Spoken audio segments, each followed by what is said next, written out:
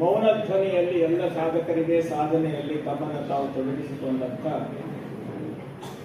ಮಲ್ಲಿಕಾರ್ಜುನ ದಂಪತಿಗಳು. ಒಂದು ಮಾತಿನಲ್ಲಿ ಹೇಳೋದಾದ್ರೆ ಸತ್ಯಗದ್ದಲದ ಸಾಧನೆಯನ್ನ ಇಲ್ಲಿ ನೀವೆಲ್ಲ ಗೌರವಿಸಿ. ನಾ ಮಲ್ಲಿಕಾರ್ಜುನ, ನಮ್ಮ ಅವ್ವ ಅವರು ಹೇಳೋದು ನಾ ಅಂದ್ರೆ ನಮ್ಮ ಅಂತ. ಕರೆಕ್ಟ್.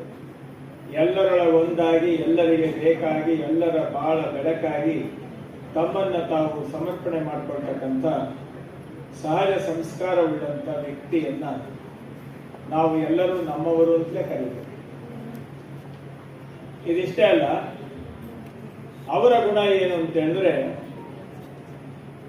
ಎಲ್ಲವನ್ನ ಮಾಡಿದ ಮೇಲೆ ಇದು ನಾನು ಮಾಡಲಿಲ್ಲ, ನಾನು ಇಲ್ಲ, ನೀವೇ ಎಲ್ಲ ಅಂತ ಹೇಳಿ ಸಮಷ್ಟಿಗೆ ತನ್ನ ಸಾಧನೆಯನ್ನು ಸಂಪೂರ್ಣವಾಗಿ ಕೊಡೋದಿದೆಯಲ್ಲ, ಅದು ಅವರ ಸಹಜವಾದಂತಹ ಗುಣ. ಅಪ್ಪ ಬಸವಣ್ಣ ಅದನ್ನೇ ಹೇಳ್ತಾರೆ, ಮಾಡುವಂತಿರಬೇಕು, ಮಾಡದಂತಿರಬೇಕು, ಮಾಡುವ ಮಾಟದಲ್ಲಿ ತಾನಿಲ್ಲದಿರಬೇಕು. ಮಾಡುವ ಮಾಟದಲ್ಲಿ ತಾನಿಲ್ಲದೆ ಇರೋದಿದೆಯಲ್ಲ, ಇದು ಸಂಸ್ಕಾರವನ್ನು ಬೆಳೆಸುವಂತಹ, ಅಹಂಕಾರವನ್ನು ತಿರಸ್ಕರಿಸುವಂತಹ ಒಂದು ಅದ್ಭುತವಾದ ಜೀವನ ಪದ್ಧತಿ. ಆ ಪದ್ಧತಿಯಂತೆ ತಮ್ಮ ಬದುಕಿನಲ್ಲಿ ಎಲ್ಲರ ಜೊತೆಯಲ್ಲಿ ಸಹಜವಾಗಿ ಸಮ್ಮಿಶ್ರಣಗೊಂಡು ಸಹಕಾರದ ಮುಖಾಂತರವಾಗಿ ಎಲ್ಲರ ಮನದಾಳದಲ್ಲಿ ತನ್ನ ಭಾವನೆಯನ್ನು ಇಟ್ಟುಕೊಂಡಿರ್ತಕ್ಕಂಥ ಮತ್ತು ಎಲ್ಲರಿಗೆ ಪ್ರೇರಕ ಮತ್ತು ಪೋಷಕನಾಗ್ತಕ್ಕಂಥ ಒಂದು ವ್ಯಕ್ತಿತ್ವದ ಒಂದು ಸಾಕಾರ ಸ್ವರೂಪ ನಮ್ಮ ಮಲ್ಲಿಕಾರ್ಜುನ ದಂಪತಿಗಳಿಗೆ ಈ ದಿವಸ 70ರ ಅಭಿನಂದನಾ ಸಮಿತಿ ಕಾರ್ಯಕ್ರಮವನ್ನು ನಡೆಸಿಕೊಟ್ಟಿದೆ. 70 ಅಂತಂದ್ರೆ ಸಂಖ್ಯೆ ಅಂತ ಅಲ್ಲ, ಅವರಿಗೆ ಪ್ರೋತ್ಸಾಹ ನೀಡುವಂತಹ ಮಾತುಗಳು. ಸಂಖ್ಯೆಯನ್ನ ಬಿಟ್ಟು ಆದೇಶ ಅಂತ ತಿಳ್ಕೊಳ್ಳಿ. 70 ಅಂದ್ರೆ 7, 10 ಅಂತ. ನೀನು ವಯಸ್ಸಾಯ್ತು ಅಂತ ಕೂತ್ಕೊಳ್ಬೇಡ, ಇನ್ನೂ ವೇಗವಾಗಿ ಮುಂದಕ್ಕೆ ಹೋಗುವಂತ. 7, 10 ಅದನ್ನ ನಾವು ಸಂಖ್ಯೆಯಲ್ಲಿ 70 ಅಂದ್ಬಿಡ್ತೇವೆ ಅಷ್ಟೇ. ಈ ಒಂದು ಜೀವನದಲ್ಲಿ ನಮ್ಮ ಸಾಧನೆಯನ್ನು ಹೇಗೆ ಇಟ್ಕೊಳ್ಬೇಕು ಅನ್ನೋದಕ್ಕೆ ಅವರು ಎಲ್ಲರಿಗೆ ಸ್ಫೂರ್ತಿಯಾಗಿದ್ದಾರೆ ಅಂತ ಅನ್ನುವಂಥದ್ದು ನಾವು ನೀವೆಲ್ಲ ಒಪ್ಕೊಂಡಿರ್ತಕ್ಕಂಥ ಒಂದು ವಿಚಾರ. ಈ ಲೆಕ್ಕದಲ್ಲಿ ನಾನು ಆಗಾಗ್ಗೆ ಹೇಳ್ತಾ ಇರ್ತೇನೆ,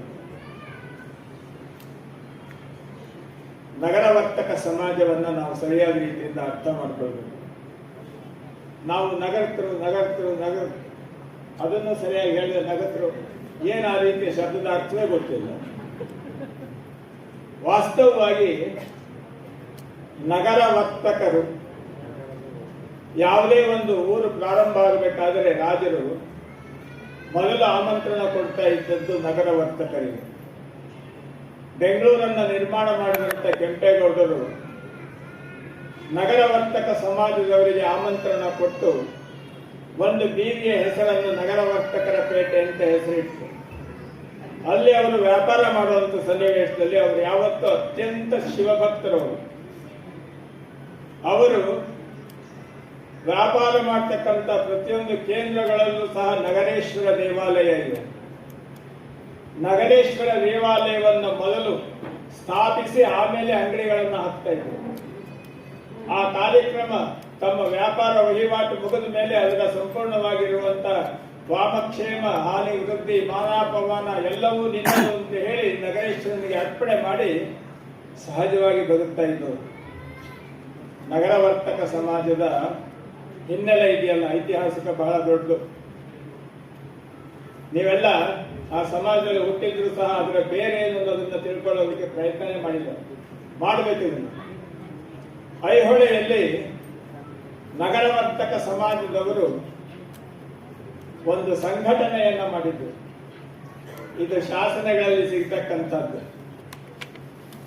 ಆ ಸಂಘಟನೆ ಹೆಸರೇನು ಗೊತ್ತಾ?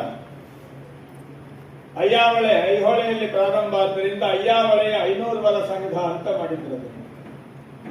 500 ವರ ಸಂಘ ಅಂತಂದ್ರೆ 500 ಜನ ಪ್ರಮುಖ ವರ್ತಕರು ಸೇರಿ ಕಟ್ಟಿದಂತಹ ಸಂಸ್ಥೆ ಅದು. ಅಯ್ಯಾವಳೆಯ 500 ವರ ಸಂಘ ನಗರ ವರ್ತಕ ಸಮಾಜದ ಸಂಘಟನೆಯಿಂದ. ಅದಕ್ಕೆ ಯಾರು ಅಧ್ಯಕ್ಷರಾಗಬೇಕು? 500 ಜನದಲ್ಲಿ ಯಾರು ಬೇಕಾದ್ರೂ ಅಧ್ಯಕ್ಷರಾಗಬಹುದಾಗಿತ್ತು. ಅವರಂದ್ರು, ನಾವೆಲ್ಲ ವ್ಯಾಪಾರಿಗಳು ನಿರಂತರ ಸಂಚಾರ ಮಾಡಿ ವ್ಯಾಪಾರ ಮಾಡ್ತಾ ಇರ್ತೇವೆ, ವ್ಯಾಪಾರದಲ್ಲಿ ನಮ್ಮ ಲಾಭವನ್ನು ನಾವು ಗಮನಿಸ್ತೇವೆ. ಆದರೆ ಸಮಾಜದ ಈ ಸಂಘಟನೆ ಅಧ್ಯಕ್ಷನಾಗಿ ನಾನು ವ್ಯಾಪಾರ ಮಾಡ್ತಿರುವವನು ವಹಿಸಿಕೊಂಡ್ರೆ ಅದರ ಪ್ರಭಾವವನ್ನು ವೈಯಕ್ತಿಕವಾಗಿ ಬಳಸಿಕೊಂಡ ಅಂತ ಅನ್ನುವಂತ ಅಪಖ್ಯಾತಿಗೆ ಪಾತ್ರ ಆಗಬೇಕಾಗ್ತದೆ ಅಂತ ಹೇಳಿ 500 ಜನ ತೀರ್ಮಾನ ಮಾಡಿ ಒಬ್ಬ ಸನ್ಯಾಸಿಯನ್ನ ಅಯ್ಯಾವಳೆ 500ರ ಸಂಘದ ಅಧ್ಯಕ್ಷನನ್ನಾಗಿ ಮಾಡಿದ್ರು. ಇದನ್ನ ಗಮನಿಸ್ಕೊಳ್ಳಿ ನೀವು. ಎಷ್ಟು ಅಂತರಂಗ ಬಹಿರಂಗವನ್ನ ಹೇಗೆ ಶುದ್ಧವಾಗಿ ಇಟ್ಕೊಂಡಿರ್ತಕ್ಕಂಥ, ಖಚಿತವಾಗಿರ್ತಕ್ಕಂಥ ನ್ಯಾಯನಿಷ್ಠರಿ ದಾಕ್ಷಿಣ್ಯಪರನಲ್ಲದ ಜೀವನ ಪದ್ಧತಿ ಹೇಗಿತ್ತು ನಗರ ವರ್ತಕರದು, ಇದನ್ನು ಗಮನಿಸ್ಕೊಳ್ಳಿ. ನಗರ ವರ್ತಕ ಅಂತ ಅನ್ನುವಂಥ ಮಾತು ಬಹಳ ಉದ್ದಾಯಿತು ಅಂತ ಹೇಳಿ ನಗರ್ತರು ಅಂತ ಶುರು ಮಾಡ್ತೀವಿ. ನೋಡಿ, ಬಂಗಾಳದಲ್ಲಿ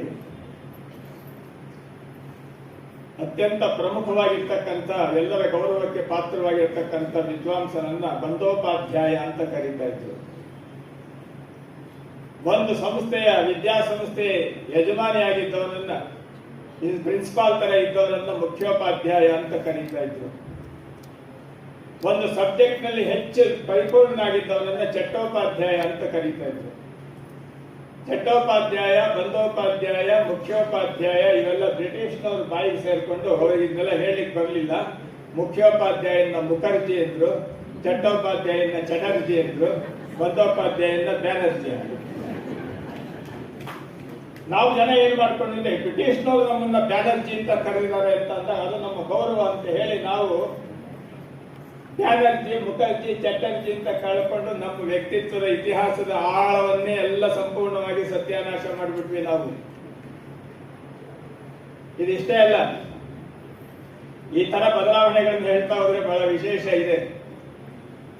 ಈ ನಾಡಿನಲ್ಲಿ ರಾಜರ ಬಳಿ ರಾಜ್ಯ ರಕ್ಷಣೆ ಸೈನಿಕರ ಹೊರೆಯನ್ನ ಹೊತ್ತಂತವರು, ಪ್ರಮುಖವಾಗಿ ಇತಿಹಾಸದಿಂದ ಬಂದಂತವರು ತ್ರಿಕುಲದವರು. ಒಂದು ಶಂಭುಕುಲ, ಒಂದು ವನ್ಹಿ ಕುಲ, ಇನ್ನೊಂದು ಅಗ್ನಿಕುಲ.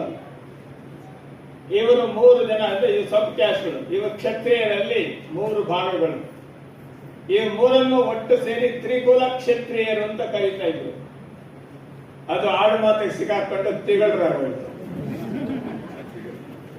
ಇತಿಹಾಸವನ್ನು ನಾವು ಸರಿಯಾದ ರೀತಿಯಿಂದ ಗಮನಿಸಿಕೊಂಡು ನಮ್ಮ ಹಿರಿಯರು ಬಾಳಿ ಬದುಕಿದಂತ ಎತ್ತರ ಇದೆಯಲ್ಲ, ಅದಕ್ಕೆ ನೀವೇನು ಕಡಿಮೆ ಇಲ್ಲ. ಆ ಎತ್ತರವನ್ನು ಸಾಧಿಸಲಿಕ್ಕೆ ಎಲ್ಲ ಸತ್ವ, ಸಂಸ್ಕೃತಿ, ಸಂಸ್ಕಾರ ಎಲ್ಲ ನಿಮ್ಮಲ್ಲಿದೆ. ನಾವಿವತ್ತು ನಗರರು ಅಂತ ಯಾಕೆ ಕೂತ್ಕೊಳ್ಬೇಕು? ನಗರ ವರ್ತಕರು ಅಂತ ಹೇಳಿ, ನಗರ ವರ್ತಕ ಅಂತ ಹಾಕಿ, ನಗರ ವರ್ತಕ ಸಮಾಜ ಬ್ರಾಕೆಟ್ ನಲ್ಲಿ ನಗರ್ತ ಅಂತ ಹಾಕಿ, ಯಾಕೆಂದ್ರೆ ಜನರಿಗೆ ಅರ್ಥವಾಗುತ್ತೆ. ಯಾವತ್ತೂ ನಮ್ಮ ಹಿರಿಯರು ಬಾಳಿ ಬದುಕಿದಂತ ವ್ಯವಸ್ಥೆ ಇದೆಯಲ್ಲ, ಅದು ಜೀವನದಲ್ಲಿ ರಕ್ತಗತವಾಗಿ ನಮಗೆ ಸಹಜವಾಗಿ ಬಂದಿರ್ತದೆ. ಮಲ್ಲಿಕಾರ್ಜುನನ ಸಾಧನೆಯನ್ನು ನೀವು ಗೌರವಿಸಿದ್ದೀರಲ್ಲ, ಅದು ನಗರ ವರ್ತಕರ ಗುಣಗಳನ್ನ ಗಮನಿಸ್ತಕ್ಕಂಥ ಮೂಲ ಸಂಸ್ಕಾರದ ಒಂದು ಕೃತಿ ಅಂತ ನಾನು ಭಾವಿಸ್ತೇನೆ. ಆಮೇಲೆ ಇಷ್ಟೆಲ್ಲ ಕಾರ್ಯವನ್ನ ಮಾಡ್ತಾ, ಇದು ಯಾವುದಕ್ಕೂ ನಂದಲ್ಲ, ಇದೆಲ್ಲ ನಿಮ್ಮದು ಅಂತ ಹೇಳಿ ಸಮರ್ಪಣಾ ಮನೋಭಾವದಿಂದ ಇರುವಂತ ನೆಲೆ ಇದೆಯಲ್ಲ ನಮ್ಮ ಮಲ್ಲಿಕಾರ್ಜುನ ಅವ್ರದ್ದು, ಅದು ಸಹ ನಗರ ವರ್ತಕ ಸಮಾಜದ ಒಂದು ಮೂಲ ಸಂಸ್ಕಾರ.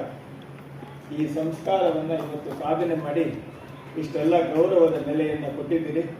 ಬಹಳ ಸಂತೋಷ. ಇದರಿಂದ ಏನಾಗುತ್ತೆ ಅಂತಂದ್ರೆ, ನಮ್ಮ ಮುಂದಿನ ಯುವಕರಿಗೆ ನಾವು ಇದಕ್ಕೆ ಡಬಲ್ ಆಗಿ ಮುಂದುವರಿಬೇಕು, ಇನ್ನು ಹೆಚ್ಚಾಗಬೇಕು ಅಂತ ಅನ್ನುವಂಥ ಒಂದು ಆಸಕ್ತಿ ಬರ್ತದೆ.